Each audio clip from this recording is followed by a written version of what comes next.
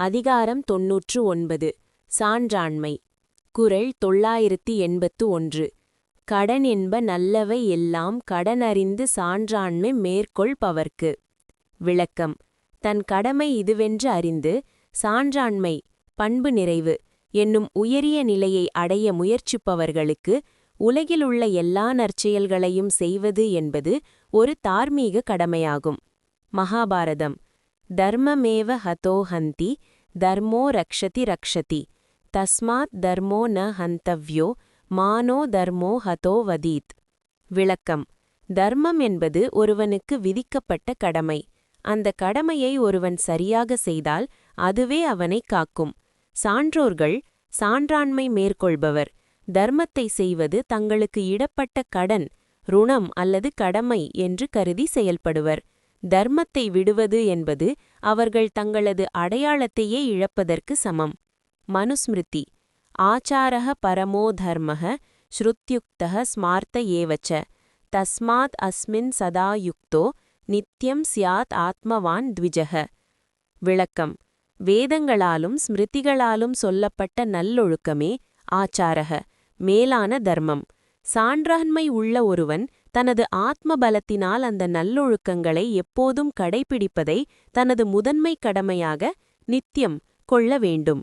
இந்த குறள் எப்படி சனாதன தர்மத்துடன் ஒத்துப்போகிறது என்பதற்கான விளக்கம்.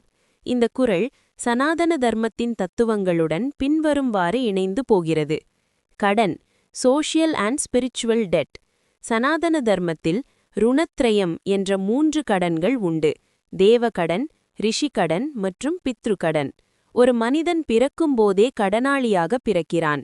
இந்த உலகிற்கு அவன் செய்ய வேண்டிய நன்மைகள் அனைத்தும் அவன் திருப்பிக் கொடுக்க வேண்டிய கடனாகும். வள்ளுவர் கடன் என்ப நல்லவை எல்லாம் என்று கூறுவது இந்த ருணத்தையே. ஸ்வதர்மம், ஆப்ளிகேட்டரி டியூட்டி. சான்றாண்மை என்பது ஒரு தனிமனித பண்பு மட்டுமல்ல, அது ஒரு பொறுப்பு.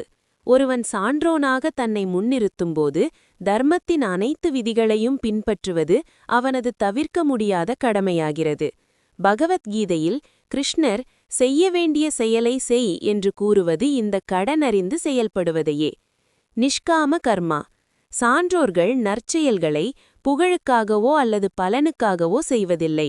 இது என் கடன் என்று உணர்ந்து செய்கிறார்கள். சனாதன தர்மம் இதனை நிஷ்காம கர்மா என்று போற்றுகிறது. பண்பு நிறைவு. சான்றாண்மை என்பது பல நற்பண்புகளின் சங்கமம். ஒரு பாத்திரத்தில் நீர் நிறைந்தால் அது தானாகவே ததும்பி வெளியே வருவது போல சான்றோரிடம் நல்ல பண்புகள் நிறைந்தால் நற்செயல்கள் அவரிடமிருந்து இயல்பான கடமையாக வெளிப்படும். குறள் 982. குணநலம் சான்றோர் நலனே பிறநலம் என் நலத்து உள்ளதூவும் அன்று. விளக்கம். சான்றோர்களுக்கு உண்மையான நலம், சிறப்பு என்பது அவர்களுடைய நற்பண்புகளாகிய குணநலமே ஆகும். அந்த குணநலனைத் தவிர வேறு எந்த நலன்களும் செல்வம், அழகு, பதவி போன்றவை உண்மையான நலம் என்று சொல்லத்தக்க சிறப்பினை உடையவை அல்ல. மகாபாரதம். ஷீலம் பிரதானம் புருஷே தத்யஸ்யேஹ பிரணஷ்யதி ந தஸ்ய ஜீவிதேன அர்த்தோ ந தனேன ந பந்துபிஹி. விளக்கம். ஒரு மனிதனுக்கு ஒழுக்கமே மிக முக்கியமானது. அந்த ஒழுக்கம் யாரிடம் அழிகிறதோ அவனுக்கு அவனது உயிரால் பயனில்லை. செல்வத்தாலோ அல்லது சுற்றத்தாலோ எந்த பயனும் இல்லை. வள்ளுவர் கூறும் குணநலம் என்பது இங்கு சீலம் எனப்படுகிறது. மனுஸ்மிருதி. விருத்தம் யத்னேன சம்ரக்ஷேத் வித்தமேதி ச யாதி ச அக்ஷீணோ வித்ததஹ க்ஷீணோ விருத்ததஸ்து ஹதோ ஹதஹ. விளக்கம். ஒழுக்கத்தை முயற்சியுடன் காக்க வேண்டும். செல்வம் வரும் போகும். செல்வம் குறைந்தவன் ஏழ்மையடைந்தவன் ஆகமாட்டான். ஆனால் ஒழுக்கம் குன்றியவன் முற்றிலும் அழிந்தவனாகவே கருதப்படுவான். இந்த குறள் எப்படி சனாதன தர்மத்துடன் ஒத்துப்போகிறது என்பதற்கான விளக்கம். இந்த குறள் சனாதன தர்மத்தின் தத்துவங்களுடன் பின்வருமாறு இணைந்து போகிறது. ஆத்ம குணங்கள். சனாதன தர்மம் 8 வகையான ஆத்ம குணங்களை, தயை, க்ஷாந்தி, அசூயை இல்லாமை போன்றவற்றை வலியுறுத்துகிறது. இந்த உட்புற குணங்களே ஒருவனை சான்றோன் ஆக்குகின்றன. வெளிப்புற செல்வங்கள், பிறநலம் அழியக்கூடியவை, ஆனால் குணநலம் ஆன்மாவோடு நிலைத்து நிற்பது. ஷீலமே பலம். ஷீலம் பரமம் பூஷணம் என்பது சனாதன தர்மத்தின் வாக்கு. ஒருவனிடம் அறிவு இருக்கலாம், அதிகாரம் இருக்கலாம், ஆனால் குணநலமில்லை என்றால் அந்த அறிவு அசுரத்தனமானது என்று சாஸ்திரங்கள் எச்சரிக்கின்றன. சத்வகுணம். சனாதன தர்மத்தின்படி குணநலம் என்பது சத்வகுணத்தின் முதிர்ச்சி. இந்த குணமே ஒருவனுக்கு தேஜஸையும் சாந்தியையும் தருகிறது. பிற நலன்கள் ஆகிய செல்வம், ராஜசகுணம் அல்லது உடல் பலம், தாமசகுணம் ஒருபோதும் குணநலத்திற்கு ஈடாகாது. நிலையற்ற தன்மை. உலகியல் நலன்கள் அனைத்தும் அனிப்பியம், அதாவது நிலையற்றவை. ஆனால் ஒருவன் ஈட்டிய நற்பண்புகள் அவனது மறுமை வாழ்விற்கும் புகழுக்கும் துணை நிற்கும். இதையே வள்ளுவர் எந்நலத்து உள்ளதூவும் அன்று என்று அறுதியிட்டு கூறுகிறார். குறள் 983.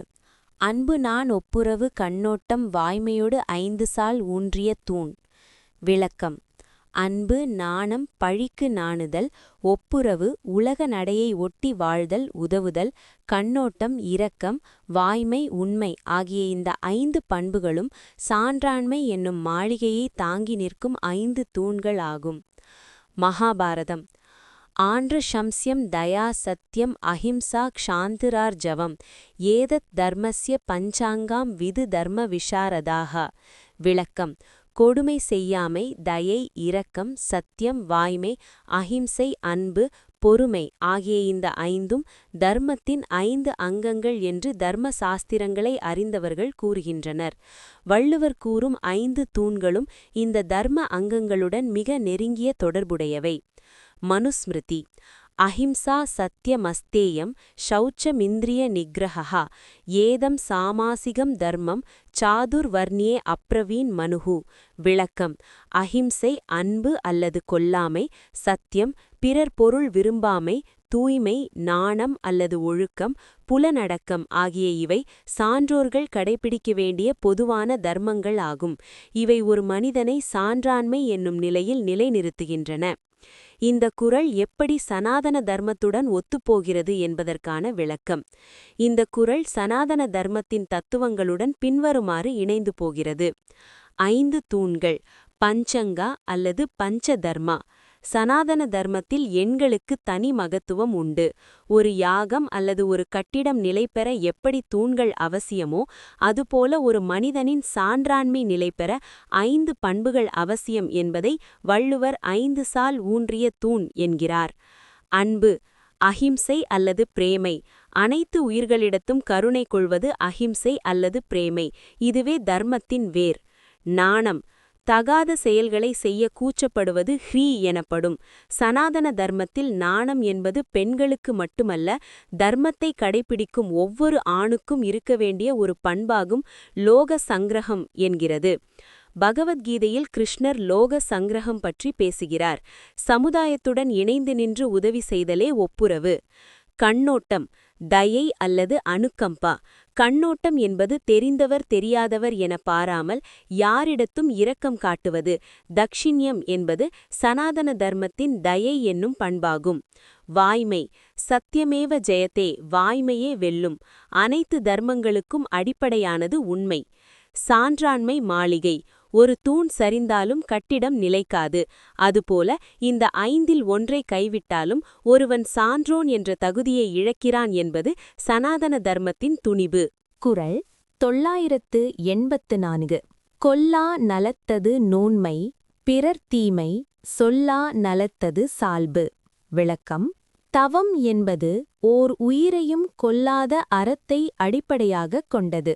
அதுபோல சான்றாண்மை என்பது பிறர் செய்த தீமைகளை சொல்லாத மறைக்கும் பண்பினை அடிப்படையாகக் கொண்டது. மகாபாரதம். அஹிம்சா பரமோ தர்மஹ சத்யமாலோக்ய லக்ஷணம் அபைஷுனம் அக்ரோதஹ தியாகஹ சாந்திஹி அபைஷுனம். விளக்கம். அஹிம்சை என்பது மேலான தர்மம். அதேபோல் அபைஷுனம் என்பது பிறர் செய்த குற்றங்களை புறங்கூறாமல் இருப்பது மன அமைதிக்கும் சான்றாண்மைக்கும் அடிப்படையாகும். தவத்திற்கு எப்படி அஹிம்சையோ அப்படி உயர்ந்த பண்பிற்கு பிறர் தீமை சொல்லாமை இலக்கணம். மனுஸ்மிருதி. யஸ்ய வாங் மனசி சுத்தே சம்யக் பிரணிஹிதே சதா ச வை சர்வம் அவாப்னோதி வேதாந்தோபகதம் பலம். விளக்கம். எவனுடைய வாக்கும் மனமும் தூய்மையாக குற்றம் சொல்லாமல் இருக்கிறதோ அவனே தவத்தின் முழு பயனையும் அடைகிறான். பிறர் குற்றங்களை நாவால் கிளறாமல் இருப்பதே ஒருவனை சான்றோன் அல்லது சால்புடையவன் ஆக்குகிறது. இந்த குறள் எப்படி சனாதன தர்மத்துடன் ஒத்துப்போகிறது என்பதற்கான விளக்கம். இந்த குறள் சனாதன தர்மத்தின் தத்துவங்களுடன் பின்வருமாறு இணைந்து போகிறது. அஹிம்சை மற்றும் நோன்மை. சனாதன தர்மத்தில் தவம் என்பது வெறும் உடல் வருத்தம் மட்டுமல்ல, அது அஹிம்சையை கடைப்பிடிப்பதுதான். அஹிம்சா பரமோ தர்மஹ. எந்த உயிருக்கும் தீங்கு இழைக்காமல் இருப்பதே தவத்தின் சாரம் என்பதை வள்ளுவர் கொல்லா நலத்தது நோன்மை என்கிறார். அபைஷுனம். பகவத்கீதையில் 16:2 தெய்வத்தன்மையுடையவர்களின் பண்புகளாக கிருஷ்ணர் குறிப்பிடும்போது அபைஷுனம் என்பதை பிறரை தூற்றாமை என்பதை சொல்கிறார். ஒருவன் செய்த குற்றத்தை உலகறிய செய்வது அவனை காயப்படுத்துவதற்கு சமம். எனவே அதை கூறாமல் இருப்பது ஒருவகை வாக்கின் அஹிம்சை ஆகும். சால்பு. சால்பு என்பது சனாதன தர்மத்தில் சீலம் அல்லது சாதுத்வம் எனப்படும். ஒரு சாது, சான்றோன், பிறருடைய துயரங்களைக் கண்டு இரங்குவானே தவிர அவர்களின் பலவீனங்களை அல்லது தீமைகளை சந்தையில் பேசமாட்டான். கர்மவினை. பிறர் செய்த தீமையை பேசுவது ஒருவகை பாப கர்மம் என்று சனாதன தர்மம் கருதுகிறது. பிறர் செய்த பாபத்தை பேசுபவன் அந்த பாபத்தின் ஒரு பகுதியை தான் ஏற்கிறான் என்பது சாஸ்திர விதி. எனவே சான்றோர்கள் தங்களை காத்துக்கொள்கின்றனர். குறள் 985. ஆற்றுவார் ஆற்றல் பணிதல் அது சான்றோர் மாற்றாரை மாற்றும் படை. விளக்கம். ஒரு காரியத்தை செய்து முடிப்பவர்க்கு வலிமை தருவது பணிவுடன் நடப்பதே ஆகும். அந்த பணிவுதான் சான்றோர்கள் தங்கள் பகைவர்களையும் மாற்றார் நண்பர்களாக மாற்ற பயன்படுத்தும் மிகச்சிறந்த கருவியாகும். படை. மகாபாரதம்.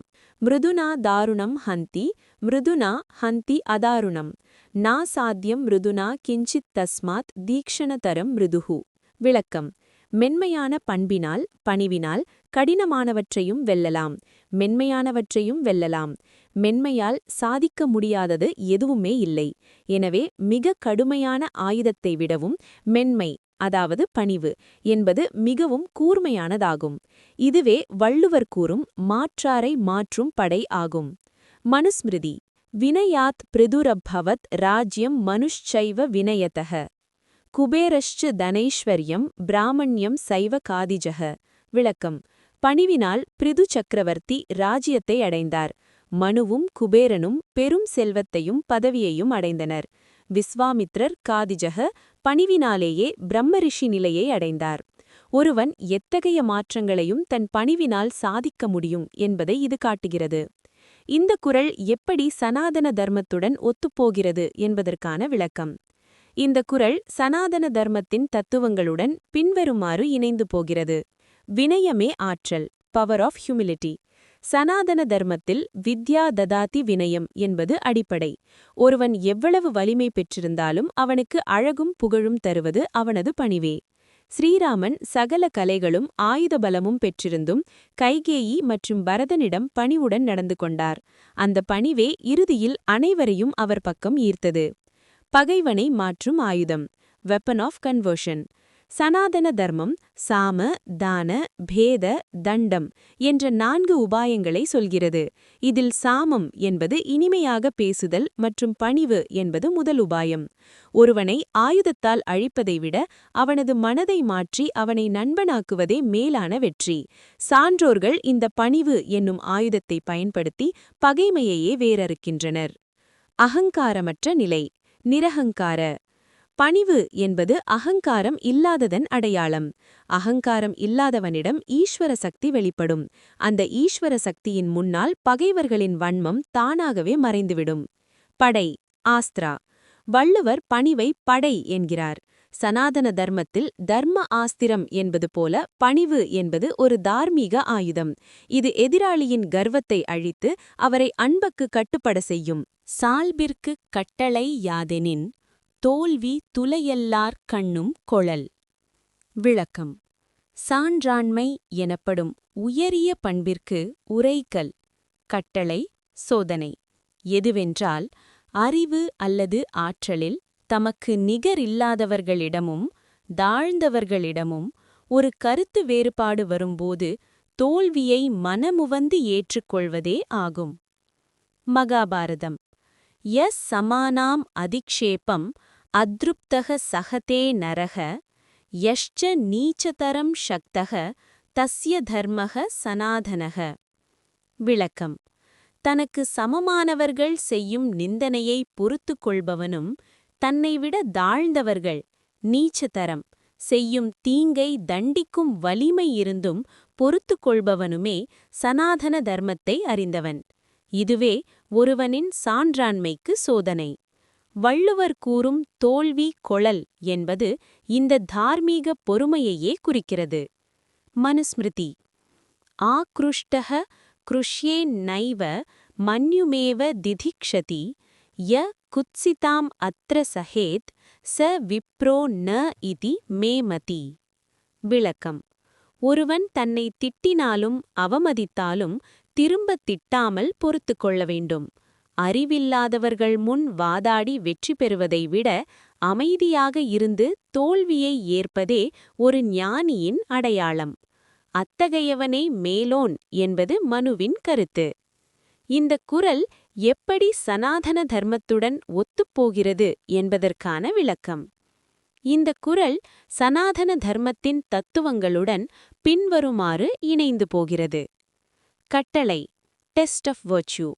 சனாதன தர்மத்தில் ஒருவனின் தர்மம் என்பது அவன் இக்கட்டான சூழலில் எப்படி செயல்படுகிறான் என்பதில்தான் இருக்கிறது. தமக்கு சமமானவர்களிடம் தோற்பது எளிது.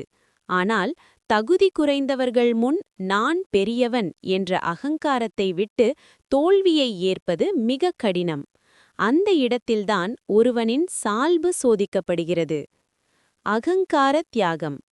சனாதன தர்மத்தின்படி வாதத்தில் வெற்றி பெறுவது என்பது பெரும்பாலும் ராஜச குணம் சார்ந்தது.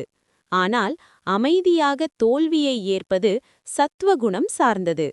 சான்றோர்கள் நான் என்ற அகங்காரத்தை வென்றவர்கள் என்பதால் பிறரிடம் தோற்பதில் அவர்களுக்கு வருத்தமில்லை. யுதிஷ்டிரரின் பொறுமை. மகாபாரதத்தில் தர்மர், யுதிஷ்டிரன் போன்றவர்கள் அநீதி இழைத்த போதும் சான்றாண்மை தவறாமல் அமைதி காத்தது இதற்கு சிறந்த உதாரணம். வலிமை இருந்தும் தோல்வி கொள்வது என்பது கோழைத்தனம் அல்ல, அது ஆத்மபலத்தின் உச்சம். தர்மத்தின் மேன்மை. சான்றோர்கள் தர்க்கத்தில் வெற்றி பெறுவதை விட தர்மம் காக்கப்படுவதையே விரும்புவர். அறிவில்லாதவர்களிடம் வாதம் செய்து வெல்வதால் எந்த பயனும் இல்லை என்பதை அறிந்து அங்கே அமைதியாக தோல்வியை ஏற்று நகர்வதையே மேன்மை எனக் கருதுகின்றனர். குறள் 987. இன்னா செய்தார்க்கும் இனியவே செய்யாக்கால் என்ன பயத்ததோ சால்பு. விளக்கம். தனக்கு துன்பம் செய்தவர்களுக்கும் திரும்ப நன்மையே செய்யாவிட்டால் ஒருவன் கொண்டிருக்கின்ற சான்றாண்மை சால்பு என்னும் பண்பினால் என்ன பயன்? தீமை செய்தவருக்கும் நன்மை செய்வதே சான்றாண்மைக்கு அழகு. மகாபாரதம். யக சமுத்பதிதம் குரோதம் க்ஷமயேவ நிரஸ்யதி யக அபகாரிணி ச உபகாரம் கரோதி ச வை உத்தமக. விளக்கம். எவன் ஒருவன் தனக்குள் எழும் கோபத்தை பொறுமையால் வென்று தனக்கு தீங்கு செய்தவனுக்கும் அபகாரிணி நன்மையையே உபகாரம் செய்கிறானோ அவனே மனிதர்களில் சிறந்தவன், உத்தமன். இதுவே வள்ளுவர் கூறும் இனியவே செய்தல் என்பதாகும். மனுஸ்மிருதி. கிருத்தியமானக பிரியம் ப்ரூயாத் ஆக்ருஷ்டக குஷலம் வதேத் சர்வதா சமச்சித்தேன பரத்ரச்ச ஹிதம் நரக. விளக்கம். பிறர் தன்னை துன்புறுத்தும்போது அவர்களுக்கு இனியவற்றையே சொல்ல வேண்டும். வசையும் நிந்தனையும் வரும்போது அவர்களுக்கு மங்களத்தையே நன்மையையே கூற வேண்டும். எப்போதும் சமமான மனதுடன் பிறருக்கு தீமை செய்தாலும் நன்மையை நாடுதலே தர்மம். இந்த குறள் எப்படி சனாதன தர்மத்துடன் ஒத்துப்போகிறது என்பதற்கான விளக்கம். இந்த குறள் சனாதன தர்மத்தின் தத்துவங்களுடன் பின்வருமாறு இணைந்து போகிறது. வைரத்தை வைரத்தால் அறுத்தல். தீமைக்கு தீமை செய்வது உலக இயல்பு. ஆனால் தீமையை தன் நன்மையால் வெல்வது தெய்வீக இயல்பு. சனாதன தர்மம் அக்ரோதேன ஜயேத் குரோதம் அசாதும் சாதுனா ஜயேத் என்று போதிக்கிறது. சால்பின் பயன். Utility of virtue. ஒரு கருவியின் பயன் அது எப்போது தேவைப்படுகிறதோ அப்போது பயன்படுவதில்தான் உள்ளது. அதுபோல ஒருவனின் சான்றாண்மை என்பது அவனுக்கு இனியவர்கள் முன் அல்ல, அவனுக்கு இன்னா செய்தவர்கள் முன்னிலையில்தான் சோதிக்கப்படுகிறது. அங்கே அது பயன்படாவிட்டால் அந்த பண்பினால் பயனில்லை. கர்ம வினையை தடுத்தல். தனக்கு தீங்கு செய்தவனுக்கு திரும்ப தீங்கு செய்தால் அது ஒரு புதிய கர்ம வினையை உருவாக்கும். ஆனால் தீமை செய்தவனுக்கு நன்மை செய்யும்போது அந்த பகை அங்கேயே முடிவுக்கு வருகிறது. சான்றோர்கள் பிறவிச் சுழற்சியை அறுக்க விரும்புவதால் இனியவே செய்கின்றனர். உத்தம தர்மம். சனாதன தர்மத்தில் தர்மம் 3 நிலைகளாக சொல்லப்படுகிறது. தீமை செய்தவனுக்கு தீமை செய்தல் அதமம், நன்மை செய்தவனுக்கு நன்மை செய்தல் மத்திமம், தீமை செய்தவனுக்கும் நன்மை செய்தல் உத்தமம். வள்ளுவர் இந்த உத்தம நிலையையே சால்பு என்கிறார். குறள் 988. இன்மை ஒருவர்க்கு இழிவன்று சால்பென்னும் திண்மையுண்டாகப் பெறின். விளக்கம். சான்றாண்மை எனப்படும் மன உறுதியும் நற்பண்புகளும் ஒருவரிடம் இருக்குமானால் அவருக்கு பொருளில்லாத வறுமை நிலை இன்மை என்பது ஒருபோதும் இழிவானது அன்று. பண்பே ஒருவனுக்கு உண்மையான செல்வம். மகாபாரதம். நிஷ்ப்ருஹோ நாஸ்தி தாரித்ர்யம் சந்தோஷோ பரமம் தனம் ஷீலவான் தரித்ரோ அப்பி தேவலோகமபி ஜெயேத். விளக்கம். ஆசையற்றவனுக்கு வறுமை என்பது இல்லை. மன நிறைவே மேலான செல்வம். ஒழுக்கம் ஷீலம் உடையவன் வறியவனாக இருந்தாலும் அவன் தனது குணத்தினால் தேவலோகத்தையும் வெல்வான். வள்ளுவர் கூறும் சால்பு என்னும் திண்மை என்பது இந்த ஷீலத்தையே குறிக்கிறது. மனுஸ்மிருதி. ந தேன விருத்தோ பவதி ஏனாஸ்ய பலிதம் ஷிரக யோ வை யுவாப்யதீயான ஸ்தம் தேவாக ஸ்தவிர விதுஹு. விளக்கம். நரைமுடி இருப்பதாலோ அல்லது அதிக செல்வம் இருப்பதாலோ ஒருவன் பெரியவனாக மாட்டான். எவன் ஒருவன் அறிவிலும் ஒழுக்கத்திலும் உறுதியாக இருக்கிறானோ அவனே வறியவனாக இருந்தாலும் தேவர்களால் பெரியவனாக மதிக்கப்படுகிறான். இந்த குறள் எப்படி சனாதன தர்மத்துடன் ஒத்துப்போகிறது என்பதற்கான விளக்கம். இந்த குறள் சனாதன தர்மத்தின் தத்துவங்களுடன் பின்வருமாறு இணைந்து போகிறது. ஆத்மதின்மை. சனாதன தர்மத்தில் வறுமை என்பது உடலுக்கும் உலகியல் வாழ்வுக்கும் மட்டுமேயானது. ஆத்மாவுக்கு தேவை சால்பு என்னும் தெய்வீக பண்புகளே. ஒருவன் கோடிக்கணக்கான செல்வத்தை பெற்றிருந்தாலும் பண்பு இல்லையென்றால் அவன் தரித்திரன் என்றே சாஸ்திரங்கள் கூறுகின்றன. குசேலரின் உதாரணம். கிருஷ்ணரின் நண்பர் சுதாமா குசேலர் மிகுந்த வறுமையில் இருந்தார். ஆனால் அவரிடம் சால்பு என்னும் திண்மை இருந்தது. அந்த பண்பினாலேயே அவர் இறைவனுக்கே இனியவரானார். வறுமை அவருக்கு இழிவு அவமானம் தரவில்லை, மாறாக புகழையே தந்தது. சந்தோஷம் என்னும் தனம். சந்தோஷக பரமம் தனம். ஒருவன் தன் நிலையில் உறுதியாக இருந்து அறம் தவறாமல் வாழ்வதே பெரிய செல்வம். பொருள் இன்று வரும் நாளை போகும். ஆனால் சால்பு என்னும் திண்மை உறுதி பிறவிதோறும் தொடரும் என்பது சனாதன தர்மத்தின் துணிபு. பொருளின் நிலைமை. சனாதன தர்மம் செல்வத்தை போற்றுகிறது, லக்ஷ்மி கடாட்சம். ஆனால் அதே வேளையில் செல்வம் இல்லாதபோது ஒருவன் கலங்காமல் தன் தர்மத்தில் உறுதியாக இருப்பதை மகத்துவம் என்று கொண்டாடுகிறது. குறள் 989. ஊழி பெயரினும் தாம் பெயரார் சான்றாண்மைக்கு ஆழி எனப்படுவார். விளக்கம். கடலுக்கு கரை எப்படி எல்லையாக இருந்து அதை காக்கிறதோ அதுபோல சான்றாண்மை என்னும் பண்பிற்கு எல்லை என்று சொல்லப்படுபவர்கள் உலகம் அழியும் காலம், அதாவது ஊழி வந்தாலும் தாம் கொண்ட உயரிய பண்புகளிலிருந்து ஒருபோதும் விலகமாட்டார்கள். மகாபாரதம்.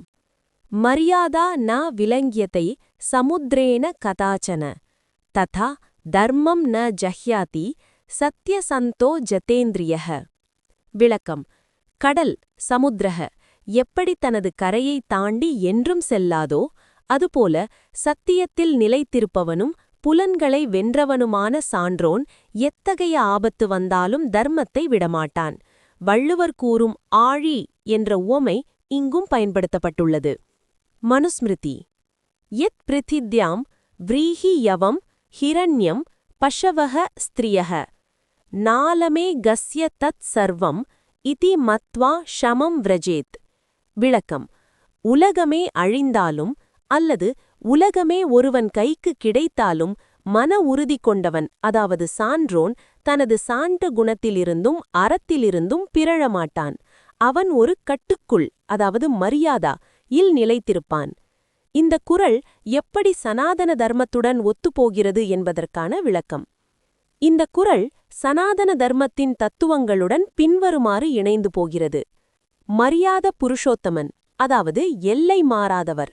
சனாதன தர்மத்தில் ஸ்ரீராமரை மரியாத புருஷோத்தமன் என்பார்கள்.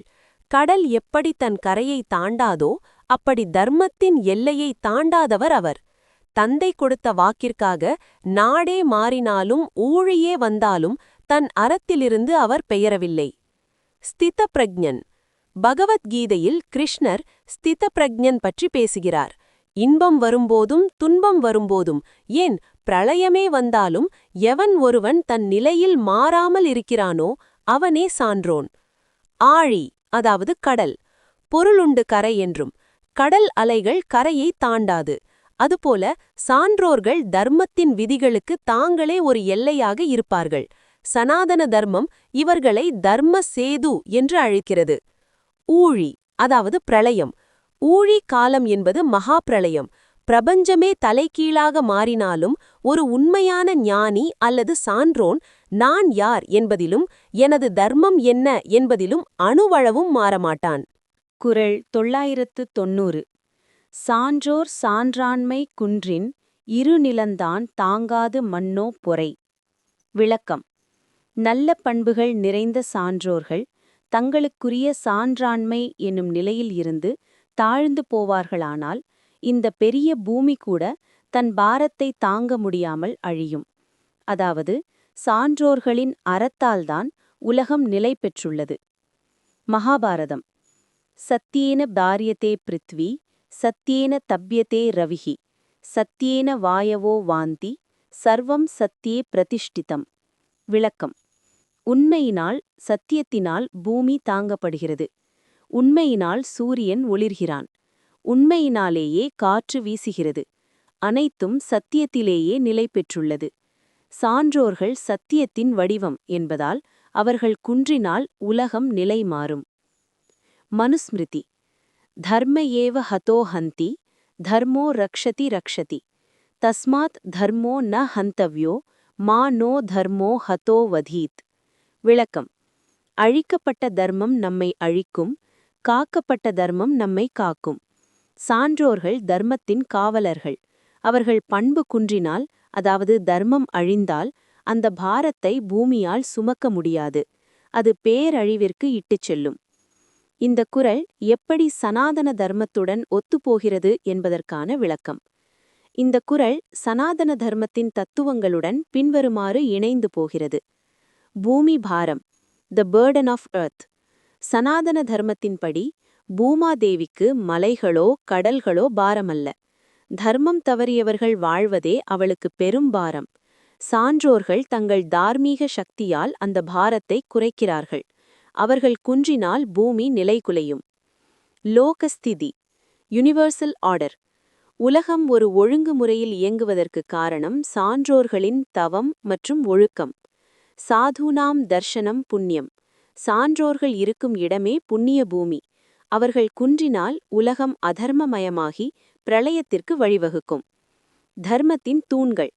சனாதன தர்மம் சொல்லும் கிருத, திரேதா, துவாபர, கலி ஆகிய யுகங்களில் தர்மத்தின் கால்கள், அதாவது தூண்கள் ஒவ்வொன்றாக குறையும்போது உலகம் அழியும் நிலையை அடைகிறது. சான்றாண்மை குன்றுவது என்பது அந்த தூண்கள் உடைவதற்கு சமம். அவதார நோக்கம். சான்றோர்களின் சான்றாண்மை குன்றி அதர்மம் பெருகும்போதுதான் இறைவனை அவதாரம் எடுக்கிறான். பரித்ராணாய சாதுனாம். ஏனெனில் சான்றோர்கள் இல்லையென்றால் பூமியால் மற்றவர்களின் பாவ சுமைகளை தாங்க முடியாது என்பது சனாதன தர்மத்தின் ஆழ்ந்த நம்பிக்கை.